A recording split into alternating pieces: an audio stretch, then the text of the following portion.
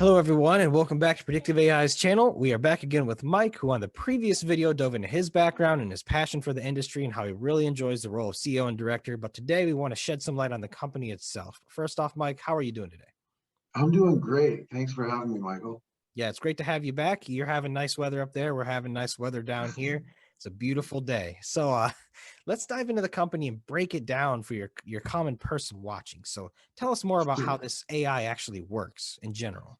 So, artificial intelligence and deep machine learning for real world problems in the public safety spectrum is where I have us positioned. Mhm. And I didn't steer that. I let our scientists and our technology team, led by Daryl Smith, our DTO, reroute us 10 months ago. When I came in, I realized this very quickly after looking under the hood almost a year ago, is that we are real leaders in the sensors technology and using sensor-based technology, whether that be with measuring human temperature, whether that be ground temperature in our alert fleet, weather telematics. We're using sensor-based technology to provide real artificial intelligence solutions. For example, and I like to give anecdotes so that people understand this, so that people like me who are not techies can still understand it. And here's a great anecdotal example. So we have Alert Fleet, which predicts hyper locally the weather hazard that you're about to encounter maybe 150 yards in front of you, Wow. or 150 meters in front of you, depending on which side of the border you're on. Yeah. And it'll tell you if there's black ice 150 meters in front of you or hydroplaning, and it'll give you an alert. So how is that done? How do we know as a driver in a car in a trucking fleet that the information I'm getting telling me there's an alert, oh my goodness, I better switch lanes or I better slow down or cut off because there's a hazard in front of me imminently in the next 30 seconds. How do I deal with that? Well, how that comes to be is we have, for example, and here's the anecdotal part, over 100 million miles and 10 years of road data accumulated. And when that historical data meets current atmospheric temperature, they meet and give you a prediction that is extremely accurate. And so how did we get that data? Well, we put sensors, our road sensors, we call ground truth sensors. These are 100% accurate. These sensors tell us what the road temperature is on different days, different months of the year, different temperatures. It's just constantly over the years has accumulated all kinds of proprietary data that only we have, that OEMs in Germany have used us to work with them on POCs. And now we're offering this to fleets, and we're offering it to software that offers navigation to fleets to layer in this weather technology. So there's an example of an artificial intelligence that in the absence of a human actually being out there doing it, and actually you couldn't even have a human do this, so it's even better, designed by us with training through machine learning, how to have the technologies work together to give you a predictive and then prescriptive solution as to what you should do to avert crisis. So that's one example of how the technology works. Yeah, that's a really interesting one. The fact you can do it in like real time like that, like you're coming up on it and it lets you know, that's pretty sci-fi, man. That's interesting. Do you have any other examples of how else your guys' machine learning and prediction software works? Maybe another one? Sure. So in Thermal Pass, what we're doing is, well, we're doing a couple things. First of all, we're collecting anonymous data, which has tremendous value. But what has intimately more value is we can tell you if someone has a machine, essentially, is telling you some people call it a robot. I prefer to call it a device. A device is telling you if you have an elevated temperature. And by doing so, it's filtering out people who have the number one um, symptom for COVID. And then it's telling you, okay, maybe you shouldn't be going into this space, or whoever's in charge of that machine operation at the time is going to use whatever protocols they want to use at that stage to mitigate the situation. So, but it's a machine through 24 sensors measuring 1,200 temperatures per second as you're going through. Hmm. And it's now that it's measured all the way around the ring, it's measured in that daisy chain, 24 temperatures. It's now deciding which one is the highest. And then it's taking that highest skin temperature, whether it was from your neck or your ear or your forehead or your hands, and it's taking the highest one and saying, this is the highest one. This is the one that wins. This is the one we're Yeah. positioning as the temperature of this individual who just came through. And it's doing 1 per second. So you can actually have masked individuals walking. You can have 60 people per minute going through, and it keeps taking those 1,200 temperatures per second, which is something a Wow. human can't do, but Yeah. it's something that artificial intelligence can do in place of a human being, because it's trained by a human being to do so. And then it's trained to take all of the calculations and give you the highest of temperatures, and then puts them in different data sets so that you can look at how many people registered a high temperature today, how many people didn't, how many people made it through, how many people didn't over the last month, over the last week, the last hour.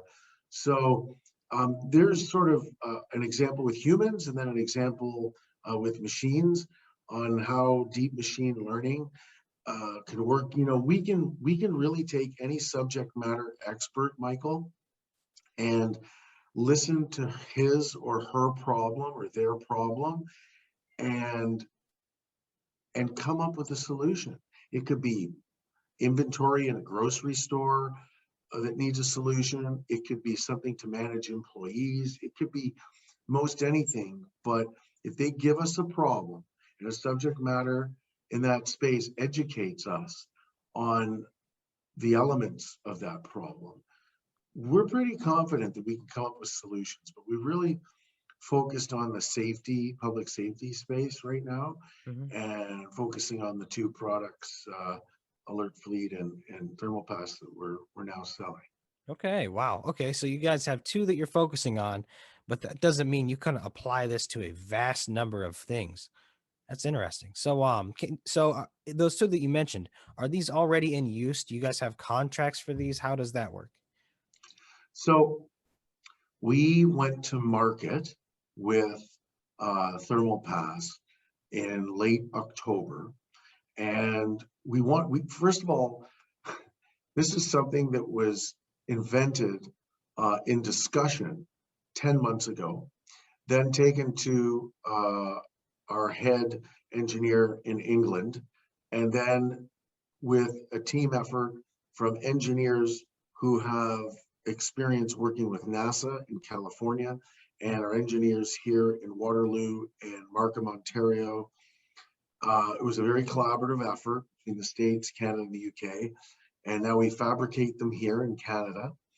And we went ahead and went to market uh, back in late October, and on our own sold over 75 of them to hospitals in the States, prisons in Canada, schools in the States, and some other businesses. And So then we proved out that the need was there. Yeah. Okay, we have this great thing, but if no one wants it, what does it really mean? So we proved out the need for it, because it gives people a better sense of security. And even after COVID's gone, okay, God willing soon, this still has a huge purpose, because if you speak to the different psychiatrists and psychologists that I've spoken to, mental health experts from the States and Canada, they'll tell you, like, look, Thermal Pass was inspired from COVID, but its rationale and um, essence of being is to mitigate the spread of contagions. The spread of contagions could be the next virus, it could be the flu, it could be Yeah, anything where in many cases fever is the first symptom and the real go-to. So it filters out who else is going in that public space. So just like 9/11 has security, caused a lot of security measures to be in place, still in place today, 20 years later, because of that horrible day. After this year that's been awful with COVID in 2020 and now into 2021, we know and are very confident that because of the mindset change, even when COVID's gone, there's still going to be a need for this to determine fever for other reasons. And true. so we've now engaged, we've now engaged a whole bunch of sales channel partners for successful distribution. And this takes time. We announced some of these channels 6 weeks ago, and they're just finishing their product knowledge now. Hmm. So they're just going to market to start selling to their own network of customers next week. So we ask that investors be a little patient and understand that even though someone like TFG, who's got sales channels like Home Depot and Best Buy, Mhm. even though we announced them as a sales channel 6 weeks ago or 5 weeks ago, they're just starting to go to market now, or MCL or Cisco in the States. Like we're just, we need time to give them the product knowledge and their sales teams to get caught up and up to speed. And then they go sell to their networks, which are a lot of household name brands. And so we're very excited about the next 2 to 4 months. But we ask the people, I'm trying to manage expectations. We are growing a business and it takes time. And so that's the sales model for ThermalPass. The sales model for Alert Fleet is similar. So instead of going direct to fleets, which we do a little bit of, we're going more so, and is heavily weighted, about 90%. We're going to software solutions who currently supply their customers who are fleets with navigation and GPS software, and we're asking them to adopt and layer in our weather telematics. Hmm. And we're having tremendous success. And I think you can look forward to some announcements on that happening.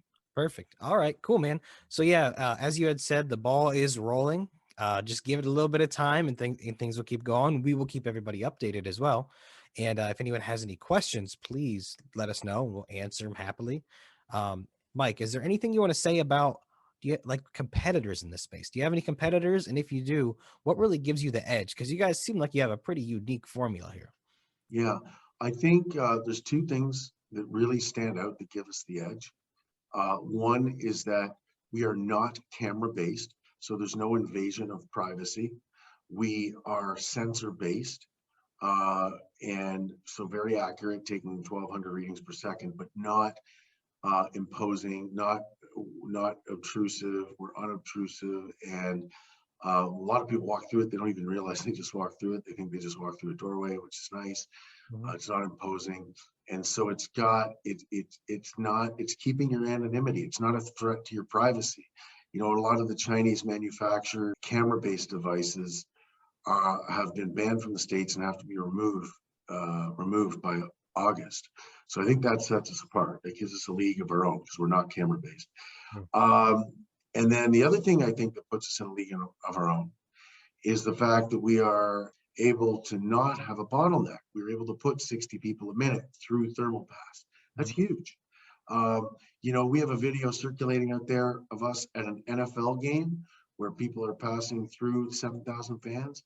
And it's very obvious because, you've got us compared to another solution next door to us in that video where they're having to stop to take their temperature. We don't stop, we just flow. And as far as the other product is concerned, Alert Fleet, what makes us different is our competitors use open source data. Mhm. We have our own data that allows us to differentiate, and it's proprietary. So when you have an IP like that, and you can predict hyperlocally very dangerous weather problem imminently in front of you, that's huge. What's that worth to you to save could save a life. True. It could save cargo. It could save expenses. It's a big deal. So we're looking forward to educating folks more on all of these things. Yeah, that's true. This really is pretty heavy on the public safety because we're not talking about just working with goods as much as we are talking about working with people's lives. Yeah, I mean, that's the hope. I mean, I've always considered myself, um, part of me anyway, a social entrepreneur. And by definition, it's someone who wants to do some good while making money. And Yeah. there's nothing wrong with doing either. And doing them at the same time is really great. So, I mean, if we can help, look, we're not the only answer. We're part of a solution. We're part of getting people back to work. We're part of helping with safety. We're part of contributing to a safer society. And we're part of a bigger recipe, but we do add a significant value proposition. Wonderful. Well, guys, we'll get more updates to you soon. Mike, is there any last things you want to say before we sign off? Yeah, check out thermalpass.com and check out alertfleet.com and give us a little bit. We've got some incredible things happening in our sales channels that we're looking forward to reporting in the next few months. And those of you who've been there with us from the beginning of this journey over the last 10 months, thank you for your support and your continued support. And we're looking forward to delivering. We remain very bullish about our ability to be successful with these products. Wonderful. Well, Mike, thank you. And thank everybody for watching. Again, you heard them. Check the things out. Don't be afraid to like, subscribe, leave a comment, and please leave questions. We'll answer them happily. Mike, you have a wonderful day. You too. Thank you very much, Michael.